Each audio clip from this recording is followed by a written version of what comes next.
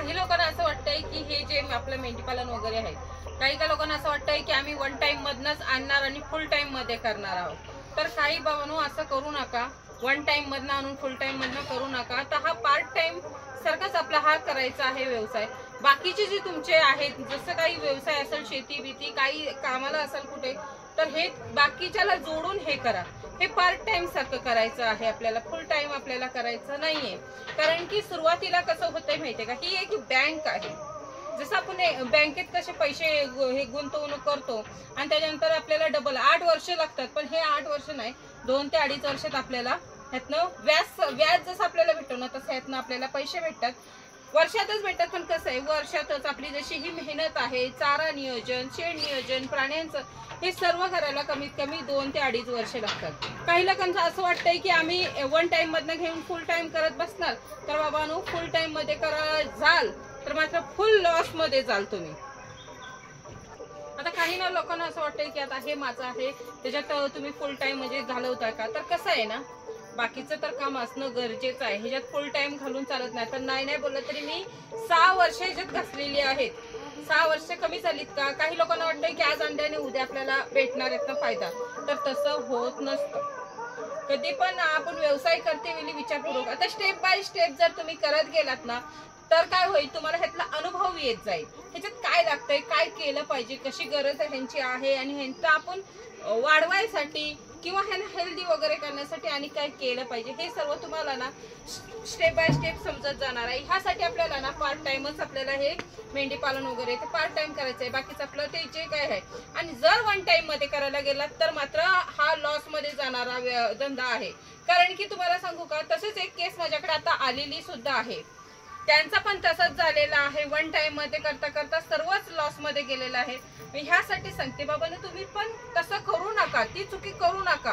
ह्याच्यात शिकण्यासारखं भरपूर काय आहे, पण ह्याला शिकायला सुद्धा वेळ द्यावा लागतो। तुम्ही एकदाच उडी मारायला बघाल ना, तर मात्र तुम्ही जेवढं गुंतवणूक कराल ना, तेवढ्याला फेल जाल। तसंच बघायला गेलं तर आता आपले हे नारी सुवर्ण वगैरे जे आहेत, हे काय आपल्याला आता लवकर अवेलेबल होत नाहीत। मग काही लोक असे विचार करतात की आपण मार्केटमधनं, जसं बाजार आहे यांच्या मेंढ्यांचा, त्या मार्केटमधनं आपण बाजारातनं आणून त्यांना सांभाळू वगैरे, तर चांगली गोष्ट आहे। आता बघा हे जे आहेत असले जरी बोललात तरी 6-7 हजारापर्यंत 5-6 हजारापर्यंत आपल्याला भेटणारच आहेत बाजारात। मग त्यावेळेला तसे आणून सांभाळा, काही हरकत नाही, मोठे करून विका तुम्ही, पण ते सुद्धा आणते वेळी मात्र तुम्ही एक काळजी घेणं गरजेचं आहे की लॉट मध्ये आणू नका। जसं 30-40-50 किलो जो लॉट येतो ना, त्याच्यात एवढा आणू नका, क्वांटिटी कमी आणा। कारण की अनुभव नसल्यामुळे, अभ्यास नसल्यामुळे मग त्याच्यात आपण फेल जातो। आणि मग कसं आहे माहिती का, एकदा जर आपण व्यवसायात फेल गेलं ना, की पुन्हा उठायला आपल्याला ताकदच राहत नाही। कारण की आपली म्हणजे जी मेमरी वगैरे एकदम थंड पडलेली असते त्यावेळेला, कारण की आपण खूप मोठा लॉस मध्ये गेलेला असतो। ह्यामुळे करते वेळी काय करायचंय, आपल्याला 10-15 एवढा आणला तरी बस होईल, त्याच्यातनं चालू करा, पण मात्र एकदम जाऊ नका उडी मारायला। आता राहिला प्रश्न चाऱ्याचा। आता तुम्हाला मेन गोष्ट म्हणजे आता पावसाळा जसा आहे, पावसाळ्यात मात्र आपल्याला ह्यांची खूप काळजी घ्यायची आहे।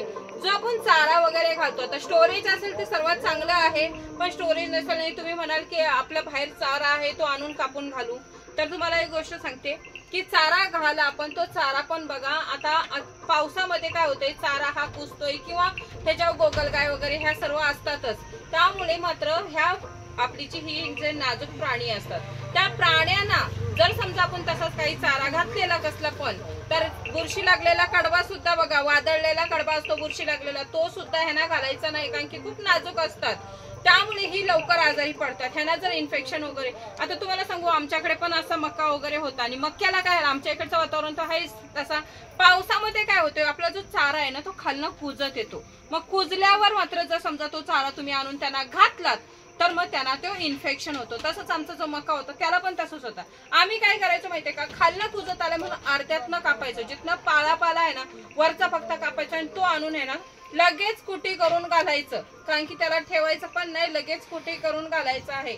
त्यामुळे वादळलेला, बुरशी लागलेला किंवा कुजलेला चारा असा ह्यांना घालू नये, कारण की जर त्यांना इन्फेक्शन वगैरे किंवा आजार काही झाला तर आपल्याला समजायलाच 2-3 दिवस जातात, आणि ते समजल्याच्या नंतर त्यांच्या उपचार करायला 2-3 दिवस जातात। त्याच्यात समजा जर काहीच उपचार जर नाहीच झाले तर मात्र आपला प्राणी हा दगावू शकतो। ह्यासाठी पावसात ही काळजी घेणं खूप गरजेचं आहे आणि प्रत्येकाने हे लक्षात ठेवणं गरजेचं आहे की आपले प्राणी व्यवस्थित ठेवायचे, तर ही काळजी घेतलीच पाहिजे।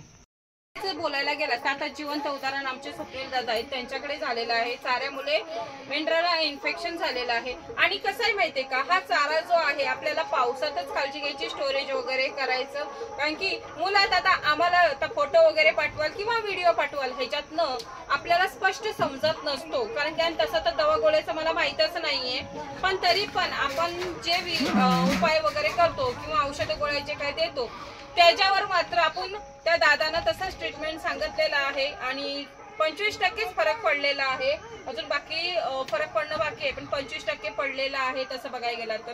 मग ह्यासाठी आजारी जे पडतात ते मुख्य कारण म्हणजे आहे त्यांचा जो चारा जर तुमचा व्यवस्थित असेल, क्वालिटी आणि एकदम स्टोरेज वगैरे व्यवस्थित केलेला असेल तर ह्या आजारीच पडत नाही।